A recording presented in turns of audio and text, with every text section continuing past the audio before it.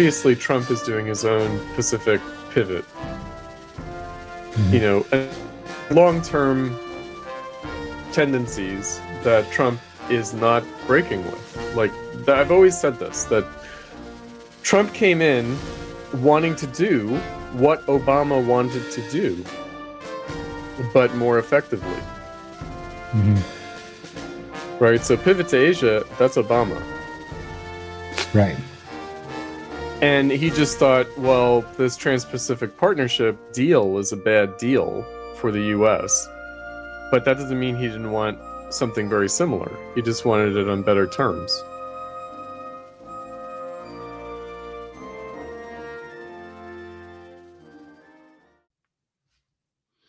All right, welcome to the Cutrone Zone again. Glad to be back with Chris Cutrone, our resident Marxist, strategist, track coach, genius, film producer. What else do I need to call you, Chris? Sage philosopher. Sage philosopher. Oh, yes, that's right. Sage shaman, maybe. I am Douglas Lane, author of the short story collection Last Week's Apocalypse, which came out in 2006, which means we've been living in a post-apocalyptic world for, 19 years? Almost 20. At least. Yeah. So, all right, Chris, we're going to talk about your new article in Sublation Magazine called The Objectivation, there we go, of Spirit. It is obviously yet another round of a response to not just Benjamin Studebaker, but maybe to many philosophically minded leftists within the milieu right now. Yes. I can't tell if this is an actual trend, that there's a left-wing turn to philosophy now, or if this is simply what's happening within our little space. But yeah, I quite enjoyed the objectivation. Why can't I say that? Objectivation of Spirit. The objectivation of spirit. There we go. Yeah. So I liked it. Of course, it was all very familiar. You were kind of condensing many arguments into one piece. I talked to Benjamin Studebaker privately about it, and he said that he found it frustrating because you merely made assertions. You didn't provide argumentation or evidence. I do think that, it is true that you didn't make a systematic philosophical argument. It is an essay. But let me just ask you, where would you want to begin? I mean, I wanted to basically get at, and maybe I should have been more explicit about this, like, what do we even mean by philosophy? So I think your most recent discussion with Ben, and also including Spencer in the Patreon second half this week, was about, I felt like he was maybe retreating a bit, Studebaker, and defining philosophy as love of thinking or learning how to think, and making a case for Plato's dialogues, the Socratic dialogues, as essential in learning how to think, as kind of foundational, basic education. And, I thought, well, that's one way of defining philosophy, like how to think. But there is a more substantial claim that philosophy makes, and that, in a sense, unites the ancients and the moderns, and that's metaphysics. Meaning that philosophy is metaphysical claims. It's not just ways of thinking, right? I feel like, interestingly, the retreat is to a kind of analytic definition of philosophy. And surely Ben doesn't agree with that.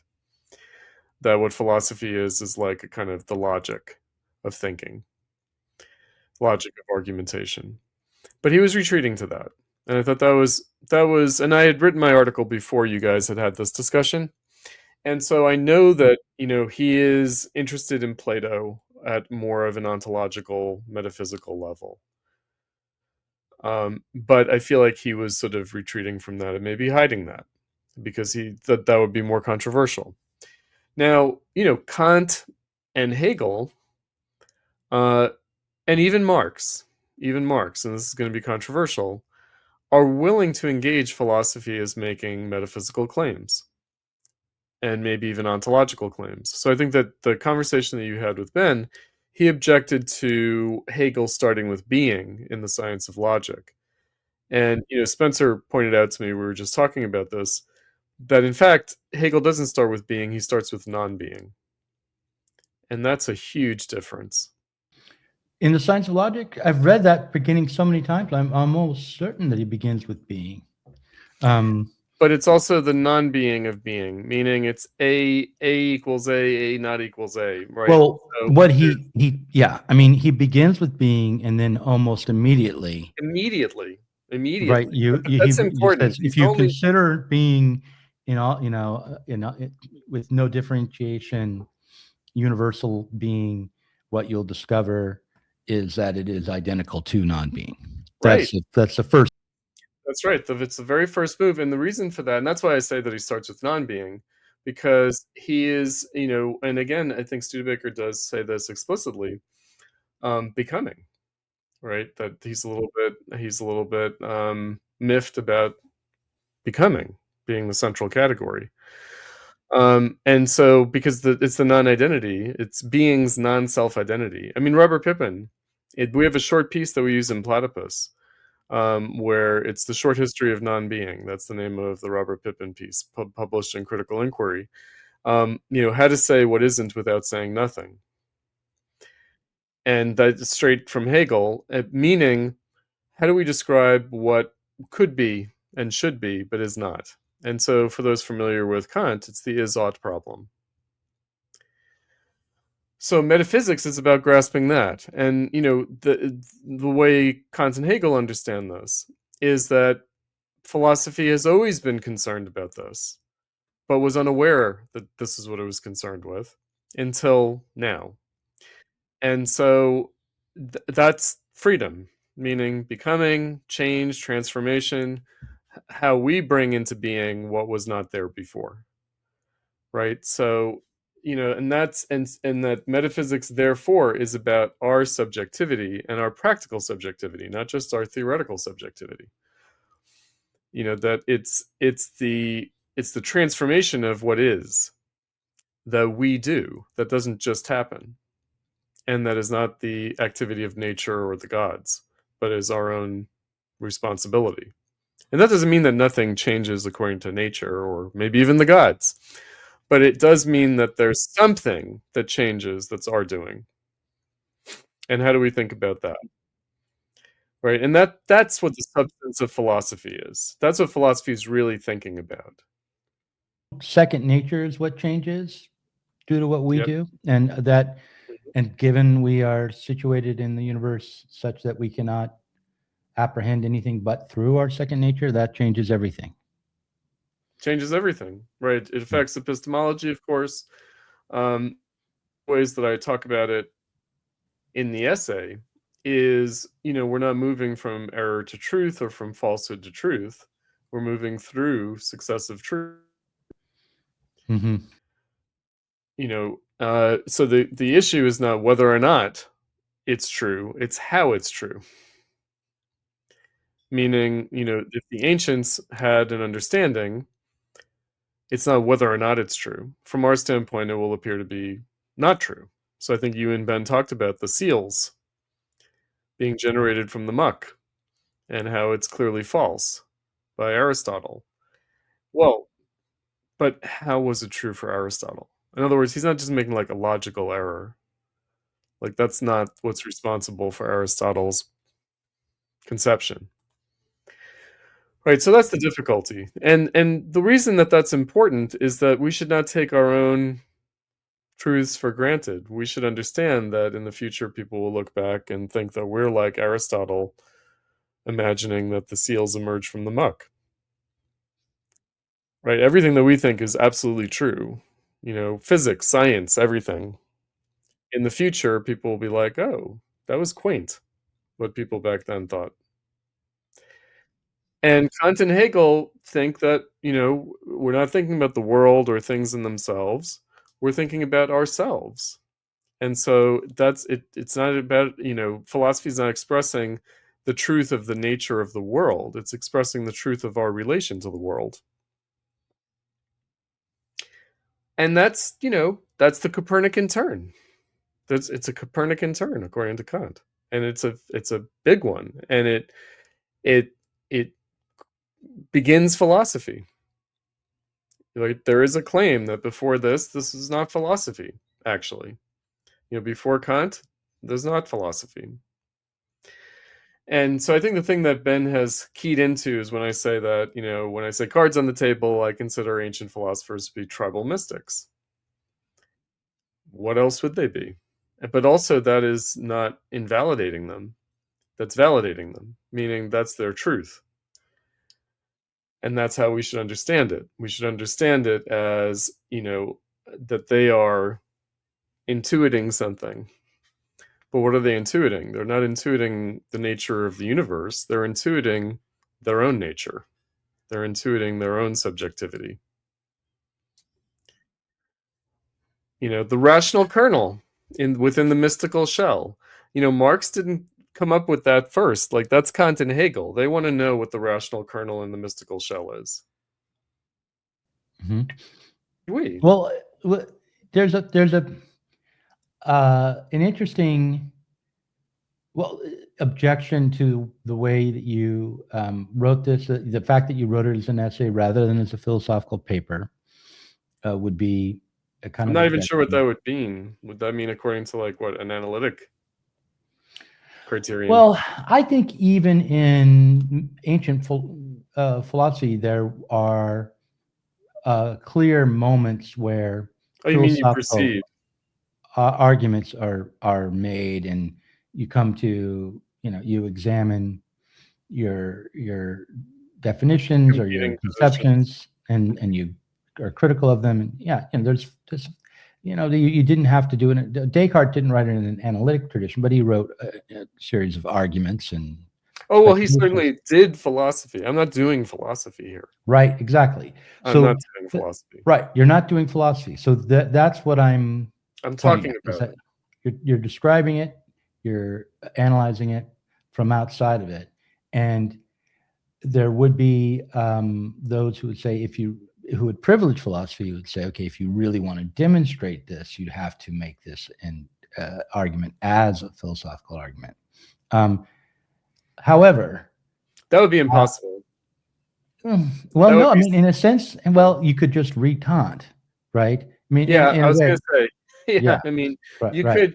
could, can I do it differently and better than Kant and Hegel did? No.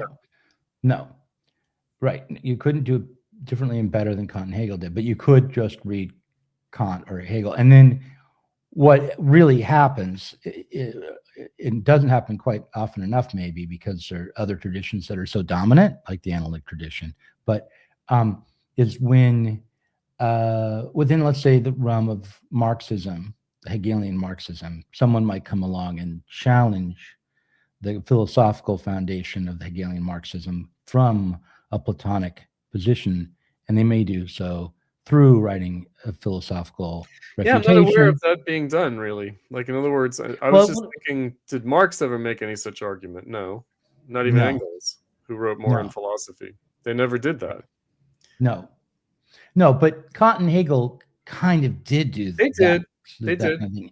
And here's the thing. I would say Studebaker doesn't do it either.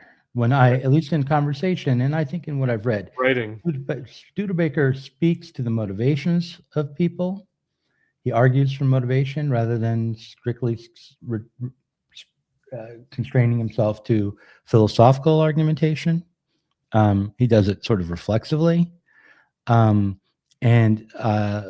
given that is his approach, I think it's fair for you and for me to argue from motivation as well, rather than to remain within the realm of taking up the arguments. The closest he came to that with you was starting with care. Right. He did do that, actually. Yeah. To give him that credit, he did try to reset things and proceed from care. In other words, the first sort of, not I think, therefore I am, but I care. and Right. therefore I think. Right. And that's it struck me as a Heideggerian move. Well, But apart from the jargon of care from the late Heidegger, right. it may not be Heideggerian. I mean, what he said also was it matters, Right. right? And I thought, well, that is a way to begin. In other words, and then presumably he would be able to lay all that out, and he did try to stick to that with you. Mhm. That's You know, true. he did say, the only thing that we can presume is that we care, and that therefore we're making a claim that things matter, Mhm. right? Mhm. And I mean, again, I'm willing to also accept him in his own terms, like he's a Platonist, but he's a political theorist. Maybe I'm wrong to point to Heidegger there. Maybe it just I sounded had the more. same thought. Yeah. But the other thing that it reminded me of is just the last 10 to 15 years of academic decline. As people would write from and produce art around their lived experience and their feeling of being engaged rather than being disciplined by, if they're an artist, by the form of the art that they're. I mean, let's put it in terms of commitment. In other words, you make a commitment and then you follow what flows from that. Right. And that's not a bad starting point. No, Again, it's not. it's connected to the good, because basically his ontology, I think, is that when you commit to anything, you're committing to the good in some form. All right. But, right?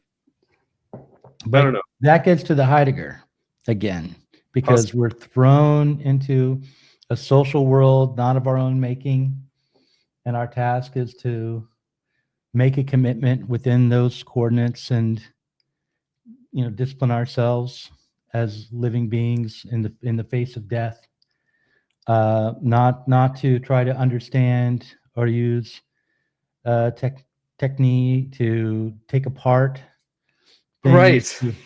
but rather not to try to begin again, not to get to the root, but rather to live Accept the with our commit. thrownness. Yeah. Right. Right. Which is a way of saying, the world as you find it, the social world as you find it, is inscrutable and beyond you, and to be lived within rather than transformed. It does naturalize alienation. Mm-hmm. It does naturalize alienation. Again, I feel immediately Hegel to say, okay, we've always been alienated, but that nullified our or our freedom, right? And that we can recognize alienation as alienation. That doesn't get us out, but at least we can take that step, as opposed to naturalizing it.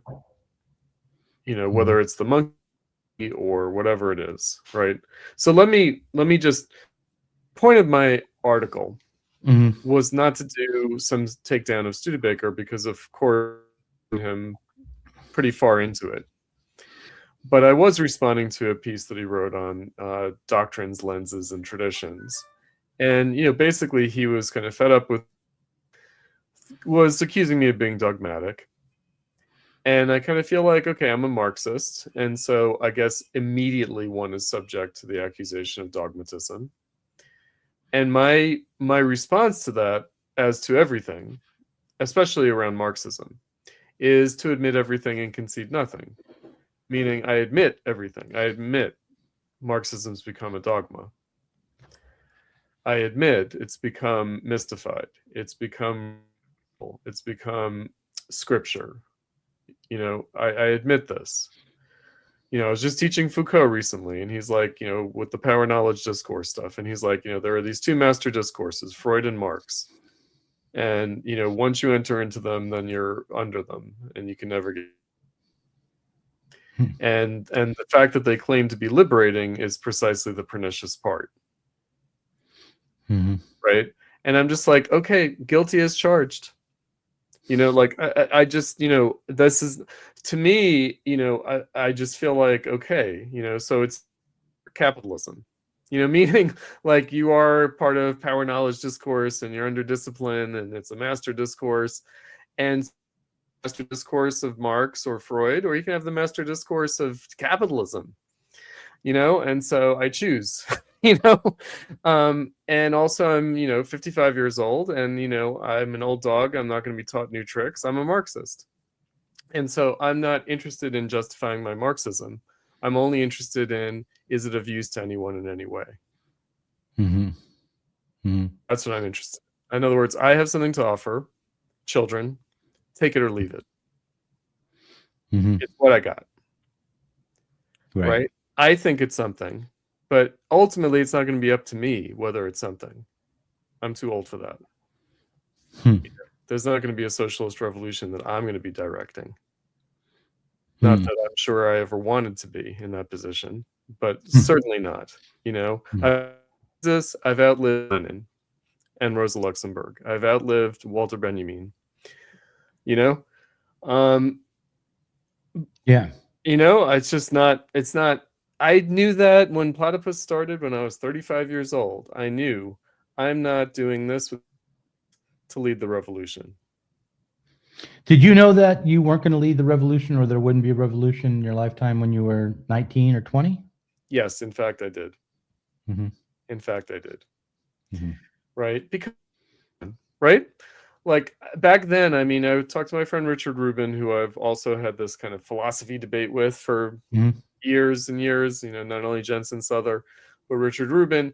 And, you know, we would, you know, back in the early 90s, we would say, where are we in history? What's the precedent for our moment? And it's like, you know, we're kind of in the 1830s, maybe. Hmm. You know, we're pre-Marx. You know, meaning Marx arrived on a scene where there was a mass socialist movement already. There was an object to critique. That's where the title of the piece comes from, Objectivation of Spirit. It's like, okay, but what are we talking about? Actually, what are we talking about? We're just talking about capitalism. And I've understood that. You know, like all my articles on Trump and everything else, you know, I know that I'm not talking about socialism or Marxism, I'm talking about capitalism. Right. You know, that's what we're looking at. That's what we're discussing. That's what we are. You know, and again, the Socialist Unity article. It's like, you know, can we claim to be socialists? No, we can't. Right. And so we're in a moment prior to Marxism. And Mm-hmm. guess what? If we ever get to a moment that would be more motivated to Marxism, it probably will be something other than Marxism. Hmm. That's Right. why I say I'm open to post Marxism. But it's got to be post Marxism. It can't be pre Marxism. It can't be anti Right. Marxism. You know, so that's my agenda, if you will. You know, and is that a philosophical assertion? No, not really. I mean, I guess there's a philosophy of history to it, but it's not, you know, it's not. So again, where does philosophy fit into that? That's what I'm concerned with. And is Marxism a philosophy? It's not. It's not even a philosophy the way Kant and Hegel are, and they're not traditional philosophers. But Marxism is not even that. But it's also not an anti-philosophy. Right. It's not like that, you know. So again, as a Marxist, I feel like I'm cast into the position of either asserting a different philosophy or rejecting philosophy altogether. I'm not doing either of those things. Right. Right.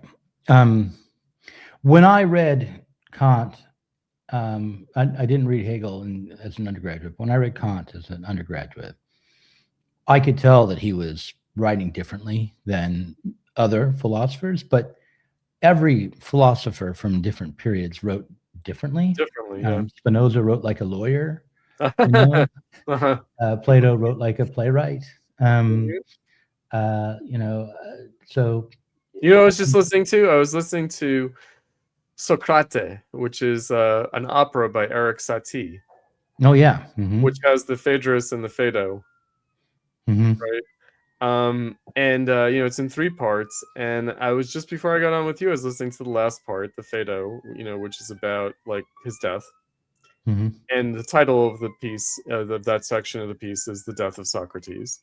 And it's a strange piece. It's Sati, so it's very strange. But I've never been able to shake, like, I listened to that for the first time when I was in college. I've never been able to shake that. Like, I had read, the Phaedrus and the Phaedo, but then once it was set to music by Sati in this bizarre way, I can never think of Plato and Socrates without that music. And evidently when it was performed, people thought it was a joke, and Sati was horrified. Because he thought it was like, his most earnest work. What is his most famous work? The Gymnopodes. Yeah, right. Gymnopodes, which also have this kind of maybe have an association with an image of classical antiquity. But he's a strange. But Adorno loved Sati. He said that Sati gets you places that no notion of musical progress will ever get you. Experientially. Right. I should listen to him again. I mean, he's a surrealist. Yeah. Right? He's definitely a surrealist. So he collaborated with surrealists, especially on these things like his ballets and operas, which are really bizarre. They're very bizarre, right? But he did something with Picabia and Picasso. Like Stravinsky did. But no, the Socrates, the little opera, and it's very short. It's like a half an hour. The whole thing is a half an hour. And it's beautiful. It's strange though, but it's beautiful. And the reason I raise that is that, like, the aesthetics of philosophy, and because you mentioned Plato, comes across as a playwright.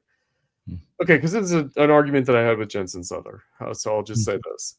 Of course, every philosopher claims to be like establishing philosophy for the first time and starting philosophy anew. Maybe. Maybe. Maybe Descartes. It seems like only the modern. The claim is what gives Kant the right. And it's the post-metaphysics. I do think it's the new foundation for metaphysics. Is the attempt to comprehend metaphysics per se rather than proceed with any metaphysics. I mean, what was the expense of that? It's kind of like 3-semester course in philosophy. So it's rationalism and idealism. Right. So it's Descartes, Spinoza, Leibniz, and then it's Locke, Berkeley, Hume, Kant, and Hegel. Right. It's like, boom, there you go. And isn't that your essential, education in philosophy? Wouldn't that? I mean, that was like, have we? When I took that was it for me. That. I mean, that does it. Like, we haven't revised that. There's no reason to revise that. It hasn't been replaced with anything better, I don't think. Okay, so let's make the counter case. Start with Plato and Aristotle. Right? And I have no objection to that. However, rereading the Phaedo last night and today, claim that this isn't a metaphysics. About immortality of the soul and metempsychosis, and claims about the gods and the eternal forms and the two bodies, the angel whose wings deteriorate because dragged down by the body, the bad body, like the good body and the bad body, the two horses dragging the chariot. You telling me this isn't tribal mystics and metaphysics in a naive, traditional sense? Like, again, this is not to disparage it, but to just say, isn't that what it is? And the fact that it is literary. It's literary. So I make a point in my article of saying you can't separate theology from philosophy back then. Well, what I would say is that if you were to study starting with Plato and Aristotle first, you'd be taking a semester of or a year of metaphysics. It's just that simple. And the way we are taught as undergraduates is that we're taught epistemology. Mm. You know, these are all epistemological questions with Descartes, Mm-hmm. Hume, Locke. That's what we're taught anyway. There are other Ways. aspects to their Mm-hmm. philosophy, you know, Mm-hmm. but That's right. And, and again, so to give Studebaker credit, I think he's interested in Plato and Aristotle as political thinkers. I think that he has Mhm. commitments beyond that, but, plays his cards close to his vest Yeah. about that. And so we'll leave that aside. Um, but he does talk about bodies and the good, and, so it opens up that whole can of worms, but let's leave it in the realm of politics. What I told him on X on Twitter and also on Facebook when he objected to my essay was that I am arguing against a kind of naive republicanism on the part of the millennials, and which I see as a species of anti-neoliberalism. So this essay is the third of 3 essays I've written Mm. since September. The first being social relations and ideology, an anti-critique, and the Mhm. second being is capitalism Epicurean and socialism Stoical, um, and now objectivation of spirit. And I have tried to take an elevated tone, Mhm. not take cheap shots. But Studebaker is heard in references to things like the Republic of War, cheap Mhm. shots. And it's like, these are not cheap shots. This is reality. Like the ancient world is about war. It is. And Mhm. it is the warrior caste we're dealing with. Like when we're reading these people, they are aristocrats. Mhm. They are, like, who are philosophers and who are they teaching? They're teaching aristocrats. Um, so that's it. And I guess maybe I did take something of a cheap shot. So I said, tribal mystics, and that could be a self-indictment when I say I consider ancient philosophers tribal mystics. That could redound on me immediately. It's like, okay, Chris Cutrone's like not serious. Mhm. um but then I do say, look, these are slaveholders. Mhm. This is a society of slavery, and the possibility of philosophy is based on slavery. And that doesn't mean that, like, all the citizens are philosophers, as much as Plato and Aristotle might have wanted them to be. Of course they were not. Mhm. But also we're dealing with a different ruling class today. Like the capitalists are not like the priestly caste and the warrior caste, but maybe the philosopher wants to be the priestly caste. Nietzsche is Mhm. there to say, who are these philosophers? Aren't these the priests in new robes? Right. Right? In Right. which case we're dealing with a particular kind of will to power, and it's the will to power of the non-warrior who's Mm. trying to convince the warrior not to be a warrior, Right. right? Mhm. And yet that's the situation. The situation is war. It is. And Mhm. I think of like Marcus Aurelius, speaking of stoicism. Mhm. And, I'm not these are great thinkers, of course they are, but we have to be clear about who they are. Mhm. And, I'm not saying, okay, that's their motivation, or, you know what I mean? Like, it's not like Mhm. standpoint epistemology. It's just reality. Reality. It was a caste society. Mhm. It's a different community. Like, we're just not that. They're Like, dealing with different problems, different social realities, trying to find their way to metaphysical claims or ethical claims within that society, and they wrote in ways that we can understand still, but we understand it differently. we And do. when we, yeah, and it's not a surprise to me that when you look to who is taking up medieval philosophy most often in contemporary politics is usually conservatives of different types, often along with an embrace of religion, Sure. Of theology so straight up. yeah, yeah. I mean, Which, I look, will. the thing is, you can't simply dismiss that move out of hand, right? No. Right. And even Right. within Hegelian Marxism, to the extent that we are influenced by Hegel, we're influenced by a philosopher who wanted to revive metaphysics, make it alive, right? Yeah. He didn't dismiss this stuff either. Right. Right. These are the necessary phases of spirit. Hmm. And I do accept it as such.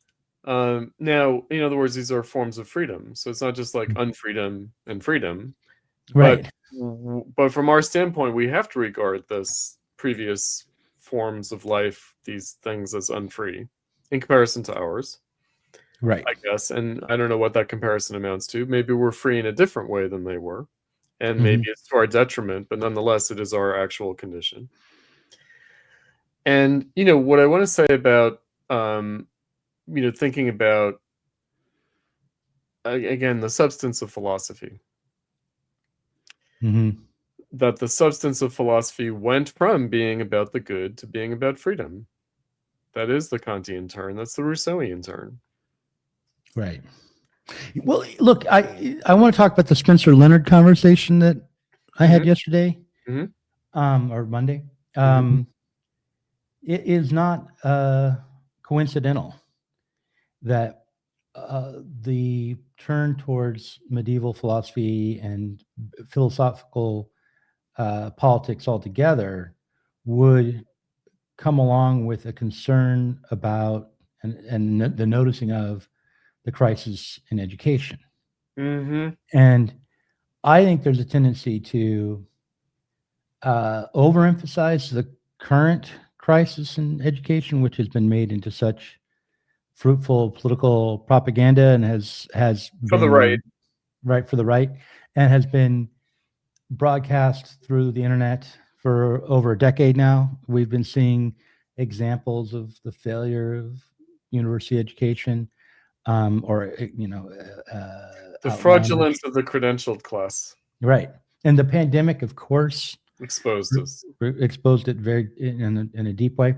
But the difficulty of education actually, I think, goes Far beyond far that. back because Oh yeah. the impulse to educate the public, to have public education, has always gone along with a lowering of standards and a changing of the purpose of education. Right. It has always been partly about creating working people, creating workers that could be instructed into and put to Yeah, use in Foucault society. discipline.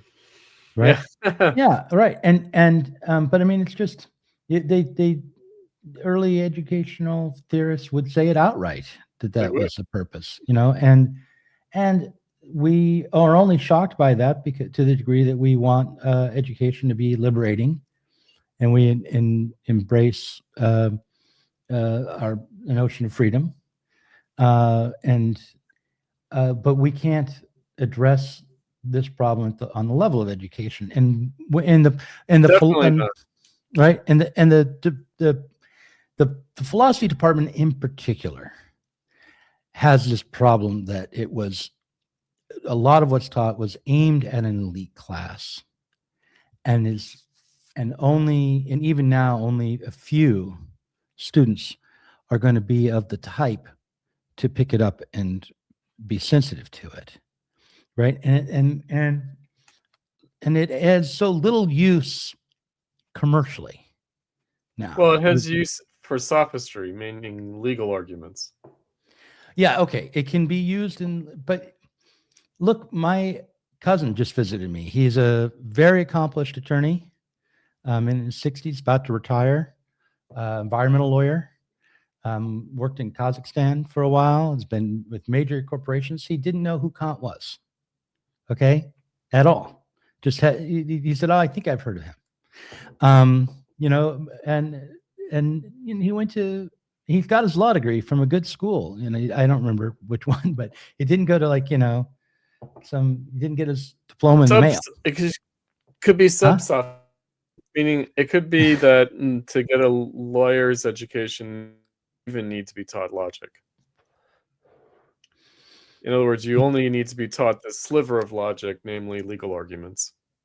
Right. I'm just saying that philosophy doesn't necessarily reach into even Even the something that would seem to lend itself. Well, right. okay, so let's talk. So, first of all, so Spencer and myself, Hmm. we by pre-baby boomers. Hmm. Baker was not educated by anybody pre-baby boom. Right. And that's sucked. That's when the ladder behind them. Meaning they got a good education, and if it was up to them, nobody after them would get a, because it was racism, sexism, homophobia, it was all imperialism, colonialism, it was all dead white, it was all whatever it was, patriarchy. Well, they And wouldn't have called it a good education. They rejected their education. They turned against their education. yeah, but they still received it. Right. They still, in other words, the degree to which we were educated. I was talking with Spencer about Iqbal Ahmad, right? So, a Indian Muslim guy who was an activist who fought in the Algerian War of Independence with the FLN, and I got my education from him about, I guess, the Muslim world, Arab world, and the Middle East and whatnot. And he just was like, it's funny how Edward Said has to be a Foucauldian. I guess this is just the way people talk about things now. Like, in other words, he was just totally mystified, right? So he's pre-baby boom. He was a participant in the New Left, but he was older. And, I feel like we still had contact with people who were older than the boomers. And so we still got like a version of the education the boomers themselves received. But that's gone. That's right. gone. In my philosophy department, the Byron Haynes, and I forget the other guy's name, and a few others were coming up to retirement age when I was taught by them. And they, they smelled of mothballs and dust, but they were nice men, and they took me under their wing a bit, along with a baby boomer. They were teachers. Philosopher. Yeah. I'm not saying that all boomers were not teachers, but, but I think that they struggled with even the ethics of teaching, like what the point of teaching is. And I feel like that's Studebaker's concern, is like, is Platypus giving people a good education? We're not, because we're not trying to. Meaning, like, I have an academic job. I teach in that environment. I'm very aware of the limitations of academic teaching. Platypus is not able to do that. We were just not able to do that. So we're doing something very specific, which is, again, a kind of Socratic move with regard to the left. Meaning we have these panel discussions, and we throw some ideas, concepts, categories, some language from Marxism out there, and we have people converse about it. And we hope that they think on their feet and something interesting, that there's actually some productive dialogue and conversation, that it's not just the deployment of dogmatic meaning or debates, right, that tend to, incur that kind of effect. And, that's what we do. And we teach the reading group not as like, this is what you should believe, but to put the old Marxist texts in dialogue with the way people talk today on the left. Right. And so, you can't get more Socratic than Platypus. You really can't. Like, we're doing it. But are we giving people a foundational education that they should have gotten in high school? Because that's when I read Plato. Right. No. In other words, things that people should have gotten in high school or college at the latest. And I'll say something else about that. College has become high school. Right? In other words, like, you needed a high school degree to be hired. Now you need a college degree to be hired. To be hired in a shit job. Like a kind of low level, like, I don't know, corporate job. Like, to be hired by a company, like, not just retail. To get a job, you have to have a college degree. That was not true for people our age. Right. That was not true for people our age. So college has become high school. It was beginning to be true in the 90s. It was beginning, but not yet. Not quite. Right? Like, you could do stuff. Look, in one of the earliest essays in Diet Soap the Zine, in the unemployment issue, was a screed written by a boomer about how he went to go get a job at a coffee shop and was asked for his resume. and wanted they wanted to know where he went to college. and so forth. And Right, it's like, I absurd. happen to have gone to college, but how much of an education do I need to make a However, in the latte? 90s, the economy was booming and they were hiring people Well, this was who had not even 92. This was right, 92, but not 96. it was So, early, right? yeah. Right.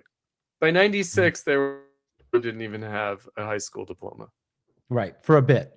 It came back for a little while, but it was already in the Yeah. late 80s and early 90s beginning to be that you just had to have that credential.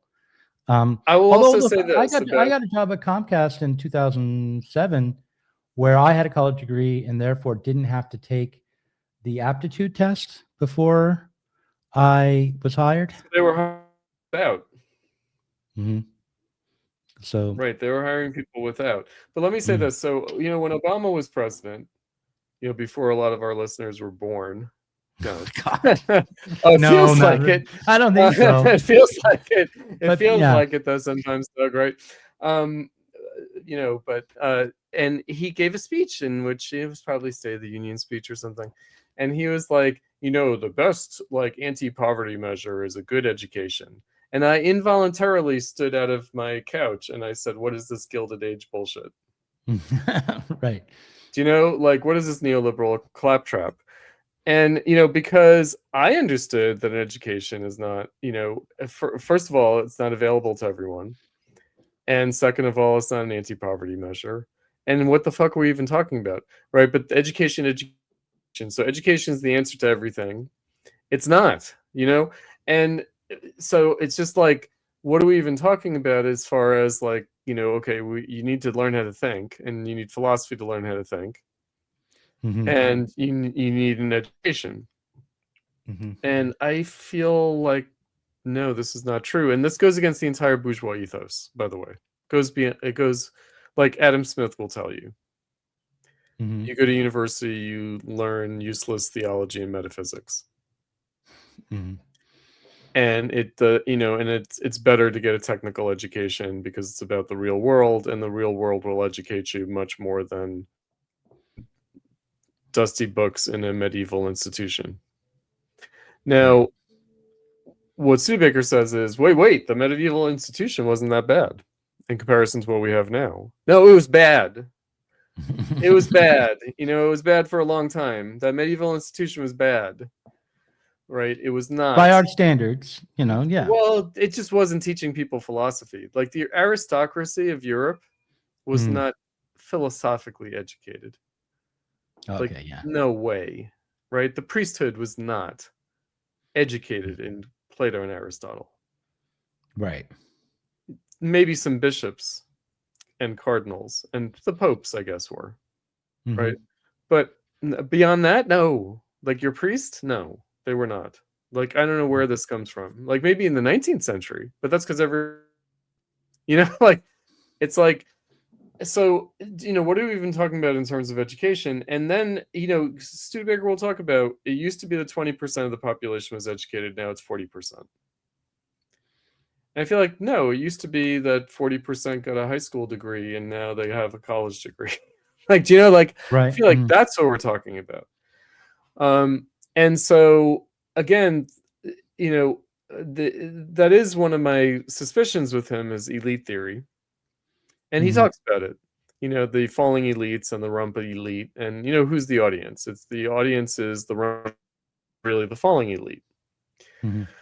And I feel like I don't know who my audience is. It's not determinate like that. I'm not thinking about it that way. I'm not thinking about like a market. I'm not thinking about like a student that I have in mind. I'm thinking anybody. Yeah. Anybody. Mhm. And will that involve a kind of startup cost? Like, will people have to struggle to catch up? Yeah, maybe they will. I had to struggle to catch up. Yeah.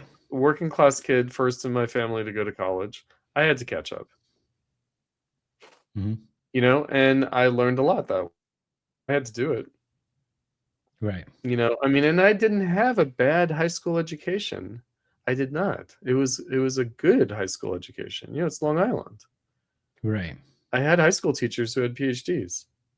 in public school. Mm-hmm. You know, so I did not have a bad education by any means, but I can tell you I had to catch up a lot. Mm-hmm. Mm-hmm. So Well, yeah, I mean, the I can't like miseducating people, right? mm-hmm. And that like Marxism means I'm miseducating people. It's like, but I'm not trying to like make people into Marxist androids. Right. Look, if there were a socialist party, part of what it would do would be provide educational institutions within the socialist party, and it probably would teach Plato. Of You know, course, absolutely would. Yes, yeah. definitely. Right now, we don't have a socialist party, and we have to try to build networks of support within the working class to get to a point where we could try to have one. And that We need to means pick our that battles. yeah, it would be nice if those of us who were leading that had read some philosophy and could discuss it and had it have it inform our understanding in a broad way.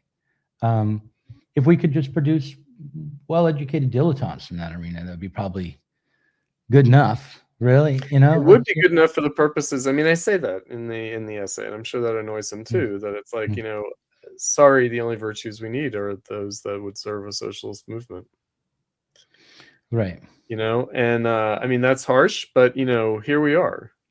Like like I have my priorities. I do. And I mean, it is true that generally thinking, I mean, look, I have two thoughts about this. Again, acknowledging that we might have been the only generation, the last generation to get a decent education now. Mm-hmm. It's to acknowledge that, and to acknowledge maybe people aren't thinking. Maybe they're not thinking. Maybe they don't know how to think. In fact, that's possible. What do we mean when we say people aren't thinking? What does that mean exactly? Because of course everyone is thinking. They're having thoughts. They're experiencing things. They're stringing together sentences in their mind. They're making little arguments to themselves. Right. Right. There's that kind of thinking. They're not thinking about their own thinking. Right. They're not critical. They're not self-critical or self-reflective. That's what it means. That's what it means. Right. And there are lots of things in society that are aimed at suppressing self-reflection, I think. That's always been the case, though. Right. No, I'm not saying it's new. Yeah. Rick Roderick would say it was TV and the VCR was, Including the ruling class, too. Right. Right. So it's not just the peasants. I mean, at the same time, I know everyone is open to thinking about their own thinking, if they have a reason to. Right. And that's, again, where I feel like, well, people can have a personal crisis and have to think about their way of thinking about things. We're not talking about that. We're talking about politically motivated thinking, meaning what would cause people to question their political assumptions and the way they think about politics and society. Mm-hmm. I think that that's going to come from experience. It's not going to come as an abstract proposition. It's not going to be like, you should think, you should learn how to think. It's going to have to be necessitated. I mean, again, my animus about the left. So, one of the things that Studebaker says in his Doctrines, Lenses, and Traditions piece, he said, there are these left groups, there are these Marxist groups that hang around campus, and they are these sectarian cults, and they're very authoritarian and dogmatic. And I thought Platypus was different, but it turns out to just be another one of these groups. And again, my attitude is perhaps, like, I don't think so. Again, I do think we're doing something Socratic in a way that the other left groups don't. Mm-hmm. In fact, but, let's say it's Cutronism. Let's say it's Cultronism, Mm-hmm. Mm-hmm. Okay. At a certain level, I'm not bothered by that. that that's a possibility. Mm-hmm. I've done everything I can to not have it be that. Mm-hmm. And I think that I've done everything that can be done. And so I'm not going to just, concede that if you say Marxism, that it's just an appeal to authority. Well, I want to step back and talk about that a bit, just on its own, with outside of the debate with Studebaker. Yeah. Having been through the socialist left in a couple of different iterations now, having encountered socialist action in my youth, and then later on joined Raya Donetskaya split off group, and then now having a long relationship with the Platypus Affiliated Society. I probably have a relationship with the Platypus Affiliated Society which is unique and gives me a somewhat myopic view, because I have such a good friendship with you that I don't see it as it operates necessarily. So You see but it in Portland. yeah, I do.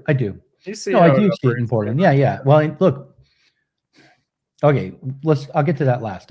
I would say that when you're talking to people within different sectarian groups, it can become clear roughly what sectarian group they're in fairly quickly. Uh-huh. They take a line, they take a position, which they're all kind of agreeing upon, which is why they're all in the sectarian group.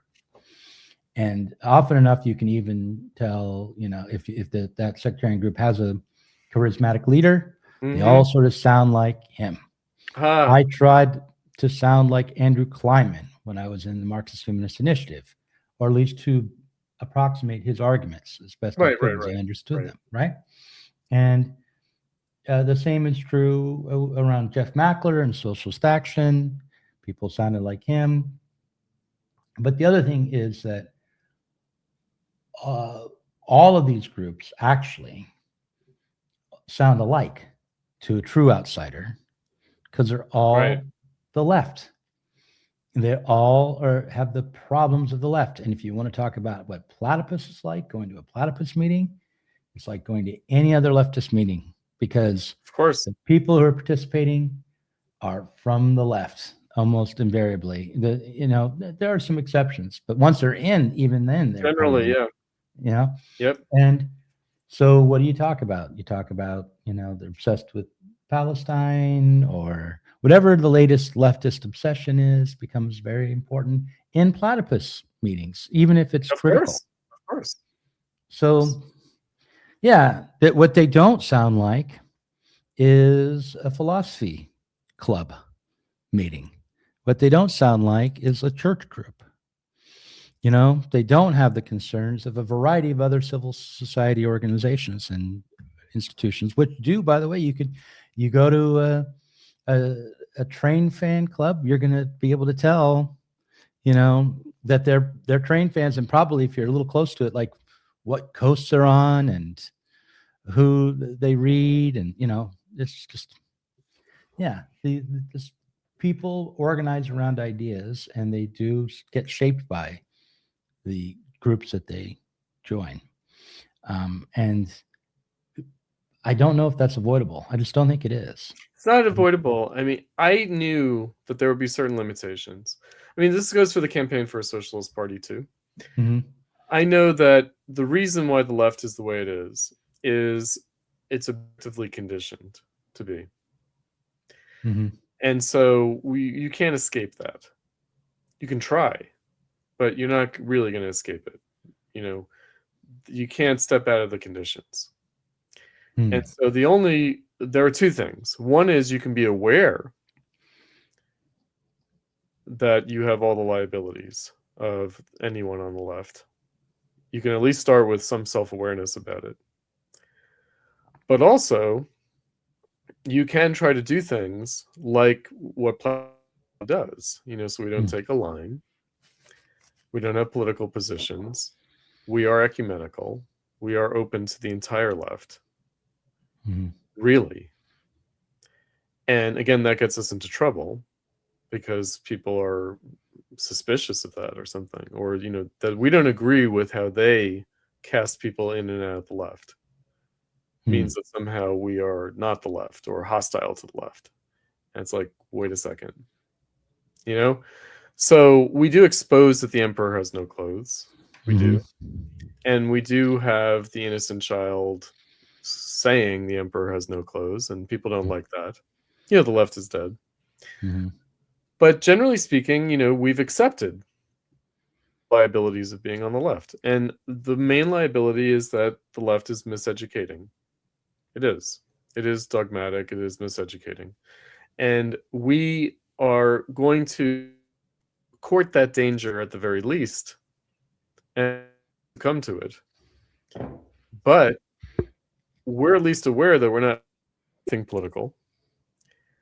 You know, that it is Culturonism, you know, that it is weird, you know, sectarian brainwash, you know, thing. You know, in the way that everything is. Like, look, like you can become sectarian brainwashed by becoming a whole food. You know, so like, take your pick of sectarian brainwash. You know, you can join academia and you have the sectarian brainwash of academia. You know, so it's like, you know, choose to pick your poison. Okay, so we choose the left version of it. And yeah, we're doing miseducation in a way that is perhaps more egregious than even the way academia does miseducation. Maybe, right? Because it's you know, because we don't have these sort of peer review standards, which are anyway total. At this point total, but maybe always. And you know, Adorno wrote about this in the 1940s, about the fraudulence of academic collegiality.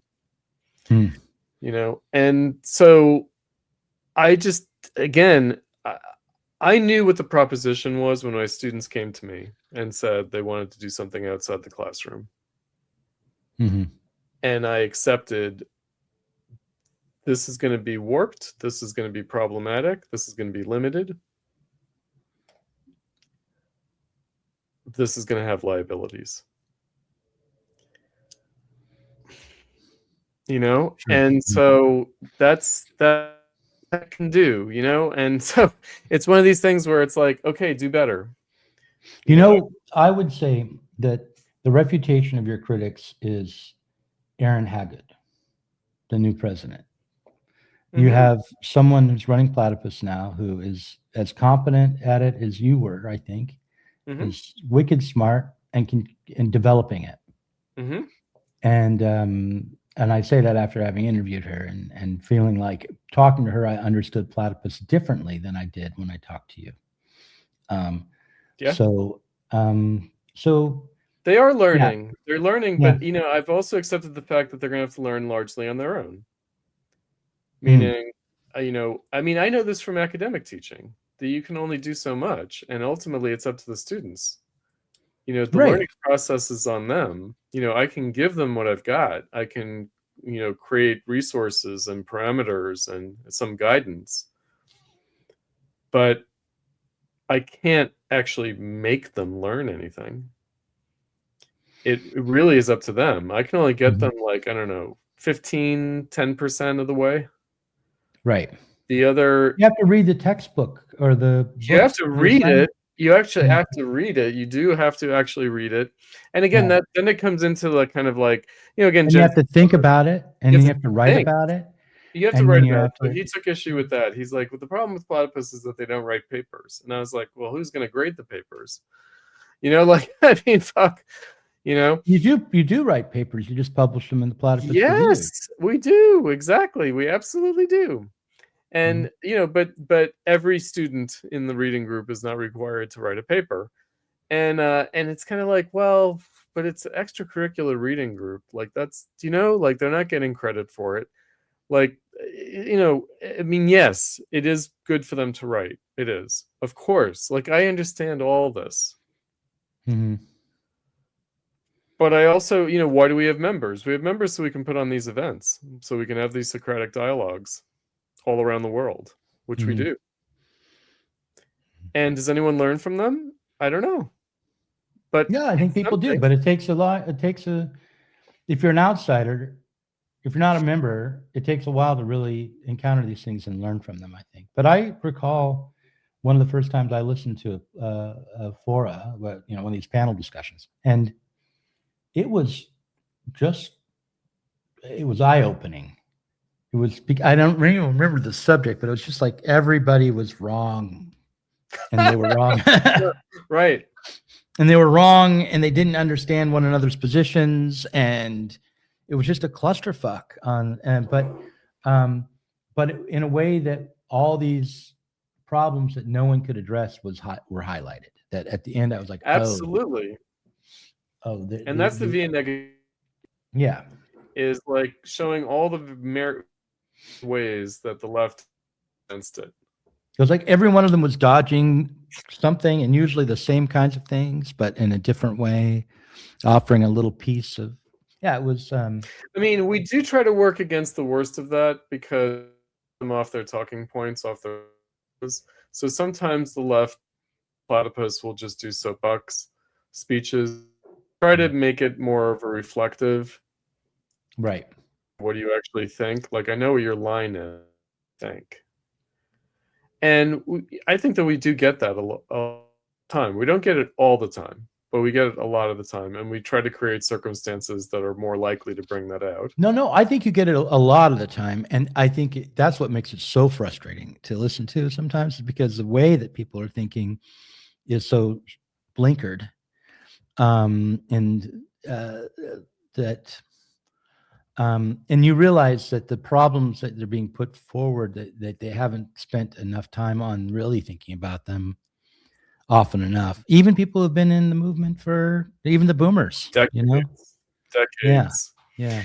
I mean, you know what it is also. So yes, and it's not only that thinking about it, it's also because they haven't been doing it, and that means that there hasn't really been a reason for them to think about it, like to question their assumptions, actually. Because again, when we started, it's like, we announced the left is dead. Okay, everybody agreed. The ISO agreed. They were dead, and we ought to think about why that's the case. George Bush was in office. Yeah. Oh yeah. Well, right, and with a raging anti-war movement mobilized, bigger than the movements, actually, and a lot of discourse, a lot of public discourse, and still people were like, yeah, but something essential is missing here, and so it is really dead, even as a reform movement, let alone as a revolutionary movement. And and I guess that's all gone away because now with Bernie, I guess there's a real reform movement. No, of course not. There is not. Do you know, like, that's the mirage, that's the crazy. And again, people didn't need to live through 2020 to know that. They could have simply read my article from 2015 on the Sandinistas, and that would have been the end. But people anyway, knew that who were not reading you. Oh yeah, I know. I know. I mean, it's frustrating to me because we are in our moment. We're in the first year of Trump, and we're in what Studebaker would call enshittification of everything, which is going on during the Biden administration as well. For real, yeah. But also Obama.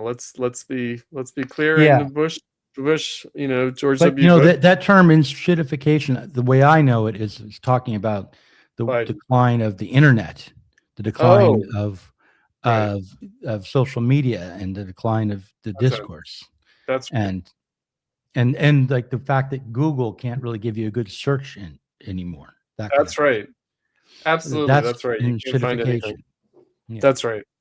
And what can we do about that? So, I mean, by the way, before Aaron and before Ephraim, who was the president before Aaron, we did have briefly Joseph, president after me. And immediately he wanted to turn Platypus into an educational project in a very literal sense. He wanted us to set up charter school high schools. And we had to nip that in the bud. In other words, the idea that we should take it upon ourselves to rectify the absence of a liberal education. And teaches at a Waldorf school, if you Mm. know what that is, Yeah. right? And so, you know, there I mean, was I this kind of idea. know what that is. I've never really studied it, but I knew people who sent their kids to Waldorf. It's the natural child, letting them self-directed learning to a degree, but kind of very disciplined at the same time, something like that. Yes. Yeah. Yeah. So there's a whole philosophy of education there that is a very liberal education Mhm. kind of ethos. And the idea was, you know, we should set up a nonprofit for Platypus and we can get people to donate money if we do this kind of activity because Mhm. people understand that there's a deficit in education and people are willing to donate money to that. And so we should do that. And I just thought this is really beyond our ken. You know, this is just not something that we can do. If we were to do it, it would be something else. And maybe that should be done, but it's not going to be platypus. You know, I just think that while there has been a general trend away from liberal education in humanities, and there's been an institutification of the humanities, that there is also a desire for those kinds of institutions to be revived, and that they will be, I and they think will, so. and I think they will be by deep pocketed, like libertarian, right wing educators who've fallen out. Gilded Age robber barons, like, Mm-hmm. you know, University of Chicago.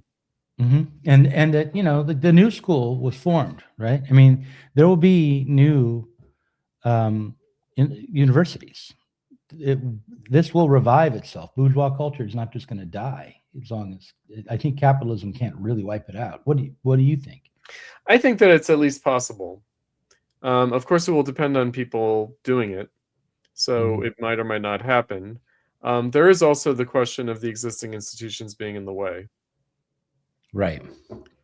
You know, so Europe and the United States might be saddled with existing institutions that suck and that are too much in the way, and maybe some newly developing countries will develop. Yeah, I guess You the know, easiest way to revive it would be to reform Harvard and, you know, the elite institutions first in the United States to really clean house there and change. But the house and cleans that itself. The house cleans itself. You know, I tell my millennial students who have gotten PhDs or and are in academia, you know, it's a wide open field, and that's the other, you know, the sort of parent money, professorship, patron, the three P's that Mhm, Studebaker has.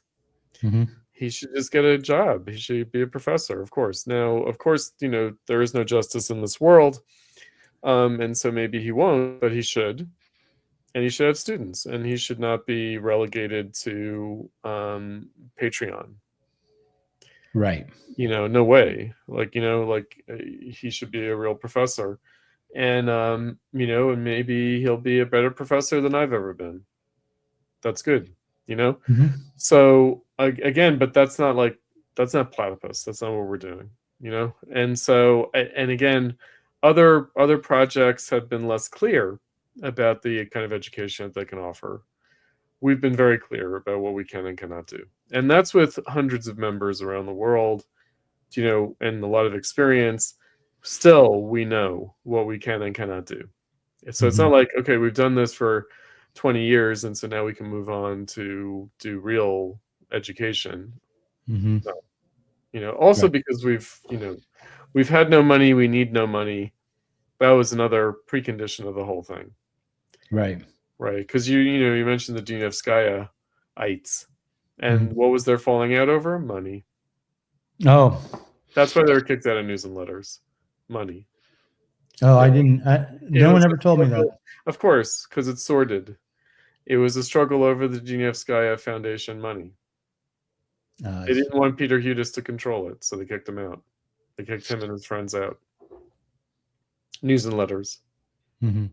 And then there was another split later, but I don't remember what that was about. That had to do with the internal organization of the, in my humble opinion, organization.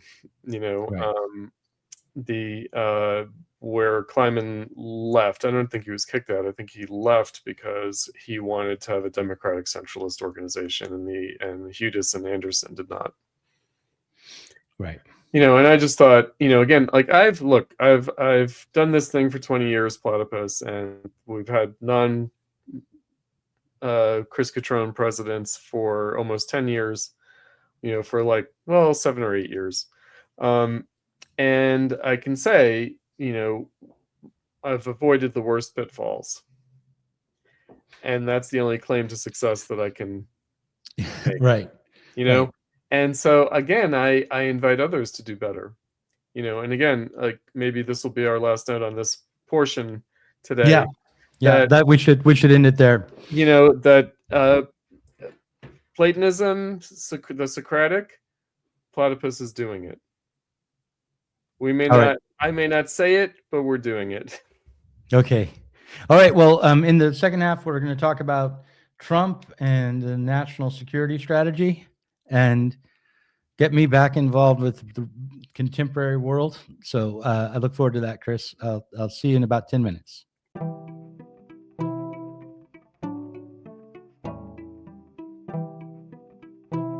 If you enjoyed this conversation, please do consider supporting us on Patreon. Our patrons help to make sure that Sublation Media can continue to provide interviews, videos, books, and articles that are critical of the left from the left. If you are tired of remaining stuck within bourgeois ideologies and politics, help us sublate them both.